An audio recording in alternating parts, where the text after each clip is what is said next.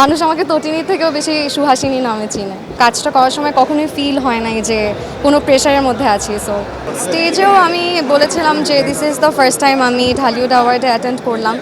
আর award আসলে পেতে ভালো লাগে কেন ভাইয়া, because rest of the year award এত মোটিভেটেড করে ভালো ভালো কাজ করার জন্য। অ্যান্ড ভালো কন্টেন্টের জন্য যখন আসলে রিকগনাইজেশন পাওয়া যায় তখন আসলে এটাই তো আসলে আমাদের আর্টিস্ট হিসেবে সার্থকতা। সো তোমাদের গল্প একটা স্পেশাল প্রজেক্ট, মানুষের অনেক ভালোবাসা পেয়েছে অ্যান্ড আমার এই গল্পের প্রথম প্রাপ্য অ্যাওয়ার্ড হিসেবে। সো এই তো। বসুন্ধরা ডায়াপেন্ট এখন আরও উন্নত। এই hot air through top sheet দ্রুত শোষণ করে সোনামণিকে দেয় কোমল অনুভূতি। সত্যি বলতে আমাদের এক্সপেকটেশনের বাহিরে এটা মানুষ পছন্দ করেছে। আমরা শুটিংয়ের সময় বুঝেছিলাম যে কিছু একটা ভালো কিছু হবে, এদের একটা ভালো প্রজেক্ট যাবে।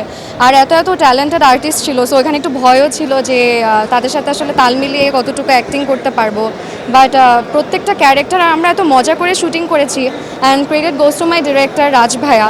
উনি আসলে সেটা সবাইকে খুবই প্যাম্পার করে রাখে। সো কাজটা করার সময় কখনোই ফিল হয় নাই যে কোনো প্রেশারের মধ্যে আছি। সো চরিত্রের মাধ্যমে রেকগনাইজেশন পাওয়া আসলে খুবই বড় একটা বিষয়। সো শালু আমার এমন একটা ক্যারেক্টার, আমার মনে আছে আমি ঈদের কিছুদিন পরে কোনো একটা রেস্টুরেন্টে আমি বসেছিলাম, একটা পিচ্চি মেয়ে এসে আমাকে বলছে যে আপু আমি কানাডা থাকি। তখন ওনার মা এসে বলে যে ও শালু শালু করে আমাকে ডাকছিল। সো ওর মা আবার পরে আমাকে বলতেছে যে আমার মেয়ে সারাদিন এই নাটকটা দেখে and everyone cried after watching this drama. So হ্যাঁ বলা যায়। রিসেন্টলি আমি একটা নাটক করেছি হৃদয়ের গভীরে, ওখানে রাহা ক্যারেক্টারটা সেটাও একটা আলাদা আমার জন্য পরিচয় দিয়েছে। But Suhasini will always be special to my heart. মানুষ আমাকে তটিনী থেকেও বেশি সুহাসিনী নামে চিনে।